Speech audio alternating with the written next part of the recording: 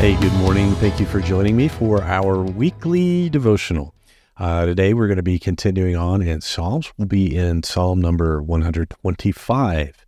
And this is another song that's called A Song for Pilgrims Ascending to Jerusalem. These are Psalms of Ascent is another name of often used for them. And so today we're going to be looking at this very short Psalm, number 125. And I'll read from the New Living Translation. And as usual, what we'll do is we'll kind of analyze the psalm, see how it functions artistically, and then also try to apply a couple of things from this psalm to our life in the 21st century. So let's do that. So Psalm 125. Those who trust in the Lord are as secure as Mount Zion. They will not be defeated, but will endure forever. Just as the mountains surround Jerusalem, so the Lord surrounds his people, both now and forever. The wicked will not rule the land of the godly, for the godly might be tempted to do wrong.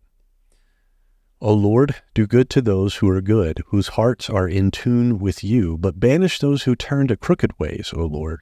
Take them away with those who do evil. May Israel have peace. So as we look at this particular psalm, I want to focus a little on the ending of the psalm, the last two verses, where it talks about the psalmist is imploring God to do good to those who have hearts in tune with God. This is a prayer where the psalmist is actually praying for justice with the unique slant on it. So in this particular context, justice for those who have followed the Lord and done good to the Lord.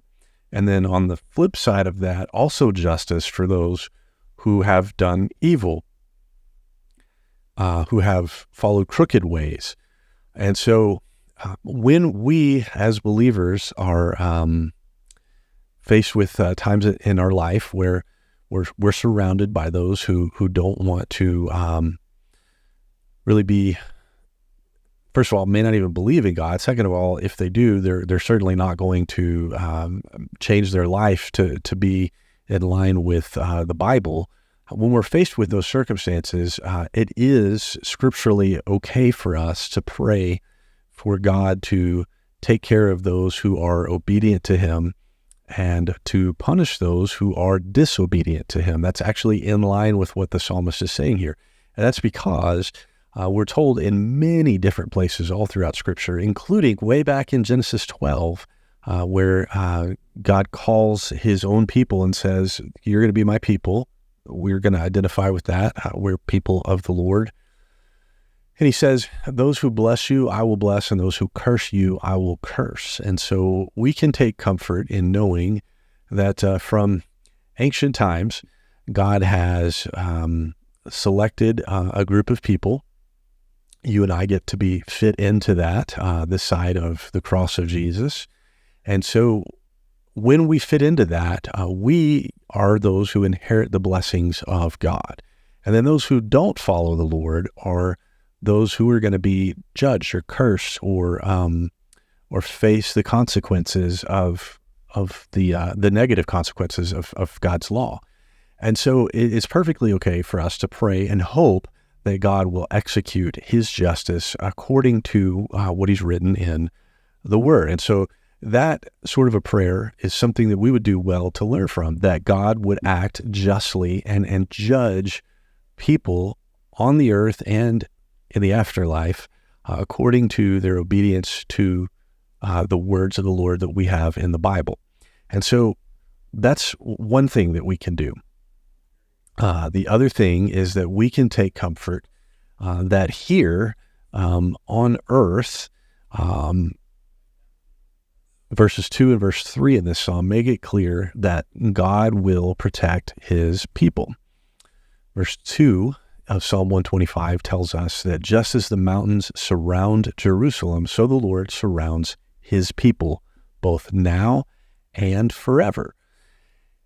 And that's an important thing for us to remember, is that God protects His people. And it's very tempting for us, I know for me anyway, to sometimes feel like, why do bad things happen to people who follow the Lord? Why is it that sometimes we have friends who are faithful, obedient believers, and yet they get cancer and die early, or they have a child who's killed in an accident or something like that? Why would they suffer here? And the word of the Lord is that God surrounds his people, protects us both now and forever. So how does that kind of work out? Well, it's not promising that nothing bad is going to come to us, but it's that we will be protected. So we trust the Lord that he will help us to endure forever, and both now, where we may face some trials. Jesus said, in this world you will have trials, but take heart, I've overcome the world. And so we trust that even when those things don't bear out now, that God has them for us in the future. And so it looks a little different now, but we have a better expectation of what's going to happen in the future. There's another level of hope that God will protect us and maintain us. And even if things appear to be bad here, God is protecting us in a very special way, even if we can't see it or feel it in the moment. One of those ways is that the wicked will not rule over the land of the godly. And that one, too, is something that may be hard for us to see at times, but we're told in Scripture that that this will be the case. And so they're not ultimately in charge of us. Thankfully, we live in a place here in the United States where I'm talking to you in my office in Weatherford, Texas today, where we have the freedom to follow the Lord. If we live in another place, we always have the freedom to run, to flee to a place where we can follow the Lord. And so we are in a place where, a time on earth when God protects us, and it may not necessarily be from all trials or all hard things, but that God will hold us, protect us, and help us to endure ultimately. And so those are a couple of things that we can take from this psalm and apply to our life today in the 21st century. So I hope that's helpful for you, and I would also love to get to meet you and talk to you more about Psalms or some other parts of the Bible. If you have any questions about that, you can email me, jallison@greenwoodbc.com, or you can just stop by the information desk on a Sunday and talk to me right here at church. We'll see you there. Bye.